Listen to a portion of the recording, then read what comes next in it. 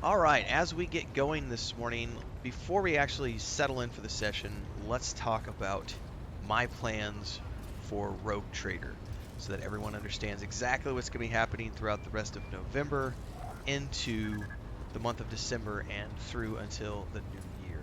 So if you remember how I played Baldur's Gate 3, the way this worked was about 2 months before Baldur's Gate 3 launched, we started dabbling in the early access, and we've been doing that roughly the same here, although I've been doing a lesser pace with Rogue Trader than I was doing with Baldur's Gate, just because Baldur's Gate was getting significantly more traffic for me, and so I prioritized it. Rogue Trader's a little less. Hopefully that'll change as we get closer to launch, but it's a new game. It's not going to be a huge game like Baldur's Gate 3 was, so I expect things to be a little lesser in terms of all-around traffic and everything else.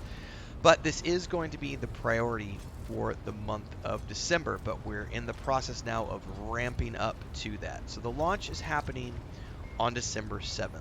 I'm still unsure if I'm going to be playing this on the Xbox Series X or if I'm going to stick to it on the PC. The reason I say that is because my PC is older. I have an older laptop. So far in the beta, I've been running on max settings and only seeing the occasional frame drop, which is likely due to performance issues rather than anything else. So if that holds up and we see good performance out of it once the game goes live, I'll probably play it on the PC, but some of that will also depend on whether or not there's controller support, because I do not want to play this game on mouse and keyboard. I don't like playing anything on mouse and keyboard anymore if I can avoid it. So if there's controller support, I'm happy to play it on the PC. If there's no controller support, I will be buying it for the Xbox Series X and playing it there. But that's December 7th, so we've got about a month until the game goes live. I think we're 1 day short of a month until it goes live. So in the meantime, just like we did with Baldur's Gate 3, we're in the month before now, so now we're in the ramp-up phase for the Warhammer 40k Rogue Trader launch. So what that means is that you're going to start to see a more frequent cadence of content coming out from my channel around this game. So more Let's Play series as we continue to play through the game, more live streams, more guides. We've already been doing some lore guides and some guides around the character creation process, the origins, the backstories. A lot of the stuff from the full game isn't in yet, so we can't cover everything. And of course, once the game goes live, I'll be redoing all of these guides, and we'll be doing one of our ultimate beginners guides that we usually do around these games, where I do like a 45-minute episode of all the tips and tricks that new players might need to know. I'm fresh to the Warhammer universe and fresh to Warhammer lore, so I'm still learning my way as I go through here. One of the best parts about this is they have a really, really in-depth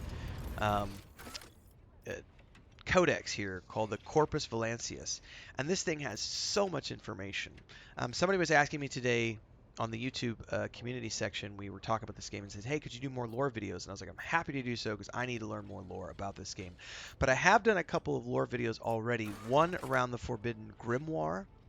I've done one around the Annals of the Imperium, and I've done one around the Chronicles of the Coronis Expanse. So I've done 3 lore videos to date.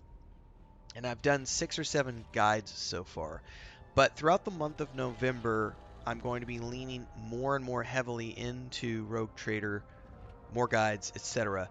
I would say estimate to start to see maybe 2 guides a week, 2 Let's Play sessions per week, and maybe 1 live stream per week. I'd like to say that I'll produce 1 video per day, but it might not be daily.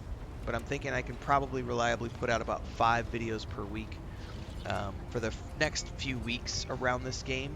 And then once we get about a week out from launch, it's going to start becoming daily videos. And then once we hit live and the game is actually out and available, we will be live streaming this game pretty much near exclusively throughout the month of December, just like we did with Baldur's Gate 3. So once this thing is actually out the door, and Owlcat has released it into the wilds. Again, December 7th is the launch date. I'm assuming it's going to be going live, since it's on GOG and Steam. I would assume I think it's like 9 a.m. or 10 a.m. I think it's 9 a.m. Pacific is when things go live on GOG and Steam. So I'll confirm the actual start times as we get closer to the launch date.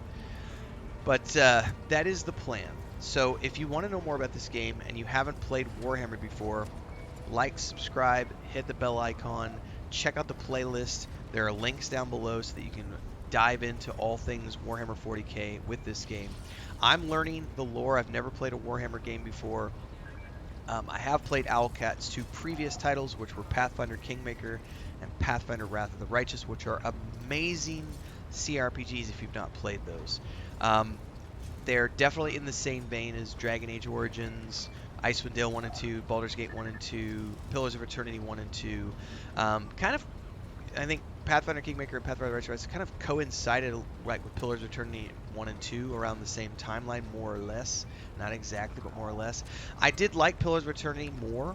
I like those two games a little bit more because I have more of a history with Obsidian Entertainment, whereas I didn't know anything about Owlcat Games until I played Pathfinder Kingmaker, and then I went, oh, this is a really good game. And then I played Wrath of the Righteous, and I went, oh, this is also a really good game.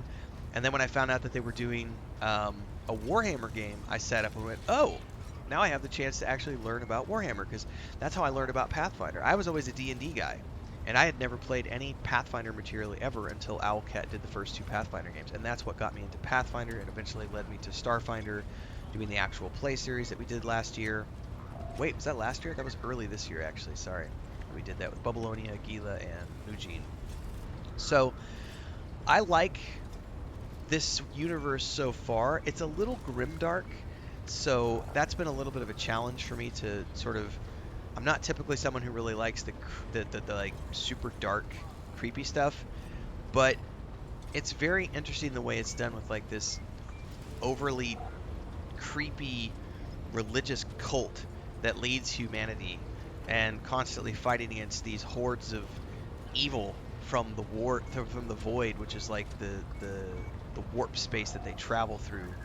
And there's all these crazy things that happen with like psychological breakdowns, and psychers are pretty much always destined to die, and the people who sacrifice themselves to the God Emperor, and there's all sorts of creepy shit that happens in Warhammer. I've been finding out. But in terms of what does this game have to offer, and one of the reasons I'm so excited about it is because knowing what Owlcat did with their previous titles, I love the depth of attention they've given to details. The game might be lacking in other areas like cinematics, and it's doesn't look as high end as Baldur's Gate 3. That's fine. But when you go in here and you start diving into like the actual mechanics of the game and all of these different weapon skills and weapon types and the skill types that you have, and all of this detailed information, and the fact that like ranged characters can't do ranged attacks if someone with melee is within striking distance of them, and like friendly fire is automatically on by default, and you have to use abilities to avoid friendly fire, or you have to get your ranged characters into positions so that they don't do friendly fire.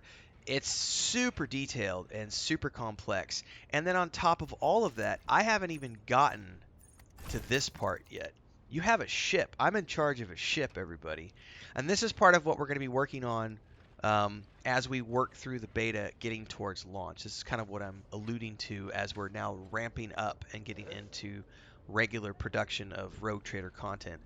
I've only gone through the tutorial and the first two planets. I'm now going to the third planet. We're going to be going through that this morning in the live stream. And at some point, we're going to get into ship combat, which is a whole nother aspect of this game. So the first two games they did, you had kingdom management in the first game, and the second one you had a war campaign management. And this game looks to have ship combat on top of the CRPG elements. So in terms of the content we're producing and the guides we're producing, there's going to be guides about all this stuff because I'm learning all of it alongside all of you. So that's what I like to produce, are the beginner's guides. So far they've been working pretty well for the channel. And I let other people do advanced guides because there's guys out there. Lortissimal Gaming is a good example of a guy who goes in and does like the 100%, and he'll go through and do like super advanced guides for things. I know Slandered Gaming is also producing a lot of guides right now around Rogue Trader. He's a good guy. You should follow both those guys. They've got great content around this game. And I think there are some other content creators out there that people have mentioned in the comments, but I'm not familiar with them. Those are the two guys that I know that are going to be producing Rogue Trader content, and both of them are more knowledgeable about Warhammer than I am. So that's why I'm coming at it from the aspect of I'm a beginner, and producing beginner's guides around it, and they're more advanced because they know a little bit more about the game. So that is the lowdown, everybody. We're ramping up production throughout the month of November. We're going to start to do not quite daily, but almost daily guides, uploads, Let's Play series, and streams. And then once we get to December 7th, it will be the primary game that we play throughout the month of December. I would anticipate daily streams, the big bad boss fights that you've come to know from me, lots of beginner's guides, and so on and so forth. December 7th is when it goes live. Again, I'm waiting to see whether I'm going to play it on the PC or the Xbox Series X. It kind of depends on the performance and whether or not this game has controller support when it goes live. Because that's one of the one thing I disliked about like Baldur's Gate 3 was it didn't have controller support until it went live. And as soon as it went live and had controller support, I switched over in a heartbeat. Playing Wasteland 3 right now, I'm doing controller because I just prefer that way. So in any case, like, subscribe, hit the bell icon so you never miss an update. And if you're sticking around for the stream, we are going to be continuing onwards. But for those of you who are just here to watch the announcement, this is the end of the video. Check out the playlists below. Don't forget we're multi-streaming on Twitch and YouTube these days. And there's lots of other things that we do here on the channel here on YouTube. So check out all of those things. Now let's go ahead and get into the live stream at hand because we have got a planet to go visit today.